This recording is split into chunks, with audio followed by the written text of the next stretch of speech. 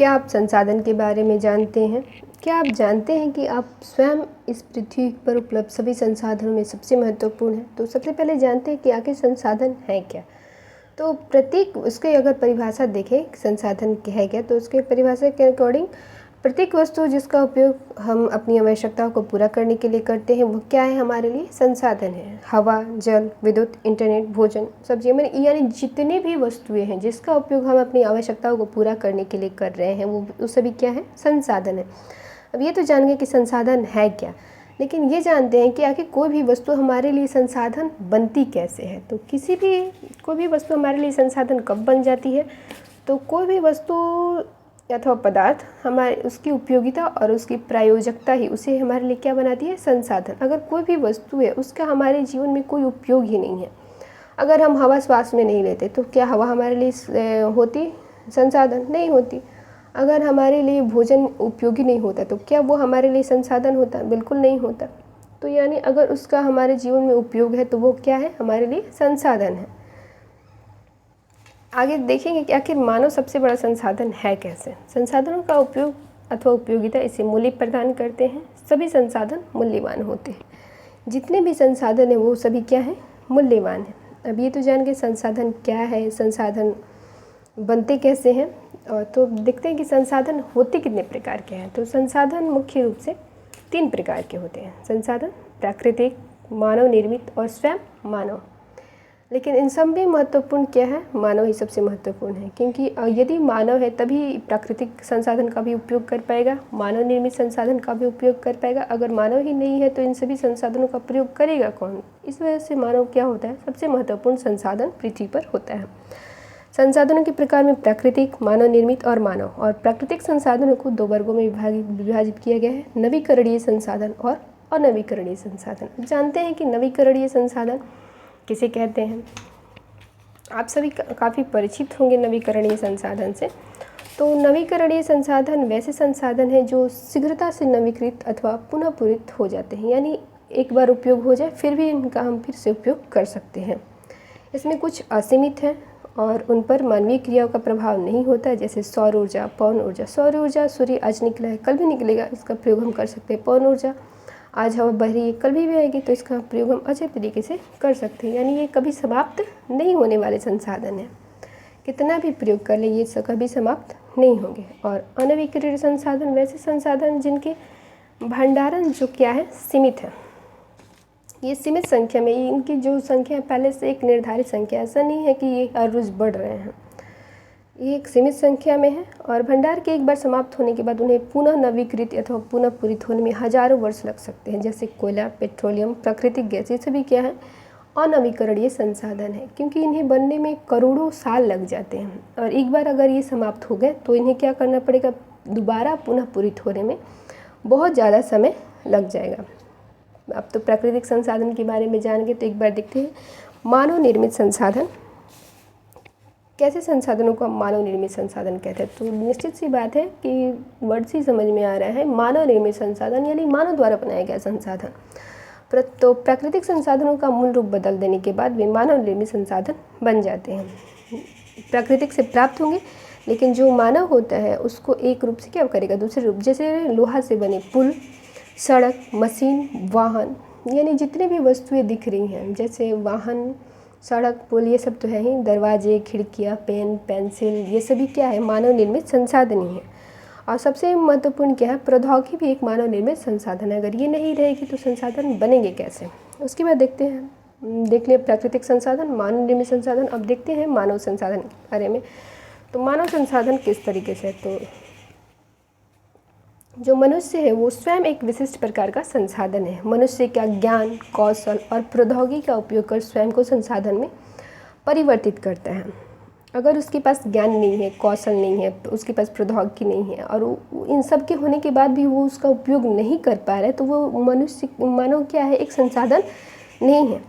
और उस सब शिक्षा और स्वास्थ्य जो है लोगों को बहुमूल्य संसाधन बनाने में मदद करते हैं। अब ये कैसे पता चलेगा कि शिक्षा और स्वास्थ्य किसी को बहुमूल्य संसाधन बनाता है या नहीं है? अगर कोई बच्चा है वो शुरू से स्कूल जा रहा है तो पढ़ेगा लिखेगा, उसके पास अच्छी शिक्षा होगी और उसके साथ अच्छी शिक्षा के साथ साथ उसका स्वास्थ्य भी अच्छा होगा। यानी अच्छी शिक्षा और अच्छा पोषण दिया जाए तो वो क्या बनेगा, आगे चलकर एक संसाधन बनेगा। अगर कहीं भी गरीबी है तो इसका प्रमुख कारण ये है कि वहाँ के लोग खुद को संसाधन में बदल ही नहीं पाए। सबसे बड़ी कारण गरीबी की यही है, इस वजह से नहीं कि वहाँ फैक्ट्री ज़्यादा नहीं है इस वजह से वहाँ पे लोग गरीब हैं, इस वजह से नहीं है कि वहाँ खनिज तेल नहीं है इस वजह से वहाँ के लोग गरीब हैं। यूरोप में ऐसे बहुत से देश हैं जो क्या है, वहाँ पे कोई भी वस्तुएं उतनी प्राकृतिक संसाधन नहीं है, लेकिन फिर भी जो मानव है वो खुद को संसाधन में बदलने में सक्षम हो पा रहे हैं। इस वजह से वो क्या है, वो गरीबी रेखा में आती नहीं है, वो हर तरीके से ह्यूमन डेवलपमेंट में या किसी भी इंडेक्स में सबसे ऊपर होते हैं वो देश। क्यों? इसकी प्रमुख वजह क्या है? तो इसकी प्रमुख वजह में से सबसे महत्वपूर्ण वजह ये है कि वहाँ के लोग खुद को संसाधन समझ रहे हैं और ऐसी व्यवस्थाएं हैं जिस वजह से वो अपने आप को संसाधन बनाने में सक्षम हो पा रहे हैं। और जिन देशों में ये व्यवस्थाएं नहीं है, वहाँ के जो लोग हैं वो खुद को संसाधन बनाने में सक्षम ही नहीं हो पा रहे हैं। अब देखते हैं कि कोई भी वस्तु या मनुष्य संसाधन बनते कैसे हैं। समय और प्रौद्योगिकी। समय, पहला तो समय, अगर आज कोई चाहे कि एक दिन में मैं संसाधन बन जाऊं तो हो नहीं सकता है, तो उसके लिए समय चाहिए। और प्रौद्योगिकी, ये दो महत्वपूर्ण कारक हैं जो उसे क्या बनाते हैं, जो किसी भी पदार्थ को संसाधन में परिवर्तित करने में मदद करते हैं। दोनों ही लोगों की आवश्यकताओं से संबंधित है। अगर कोई भी संसाधन है, अगर लोगों के लिए उसकी उपयोगिता नहीं होगी तो वो संसाधन नहीं रह पाएगा। इस दुनिया के जो सबसे महत्वपूर्ण संसाधन है वो स्वयं लोग हैं, और लोगों के विचार, ज्ञान, आविष्कार और खोजी हैं जो अधिक से अधिक संसाधनों की रचना करते हैं। अगर लोग ही नहीं रहेंगे तो क्या संसाधनों की रचना हो पाएगी? क्योंकि मानव ही है तो उसने सब चीज़, आग बनाया, घर बनाया, पहिया बनाया, एरोप्लेन बनाया, मोबाइल बनाया, इंटरनेट बनाया, जितने भी आविष्कार हो रहे हैं वो सब किसने किया है? मानव ने किया है। क्योंकि मानव खुद संसाधन है तो वो और भी बहुत सारे संसाधनों का निर्माण करता जा रहा है। अब संसाधन की, कोई भी चीज़ की सबसे अधिक संसाधन हम इसीलिए समझते हैं कि उसका आर्थिक महत्व बढ़े। तो संसाधनों का आर्थिक महत्व क्या है? तो कुछ संसाधनों का आर्थिक महत्व होता है जबकि कुछ संसाधनों का आर्थिक मूल्य नहीं होता है। जैसे अगर हम कोई जगह देखें, जैसे कश्मीर, तो क्या उसका कोई आर्थिक महत्व है?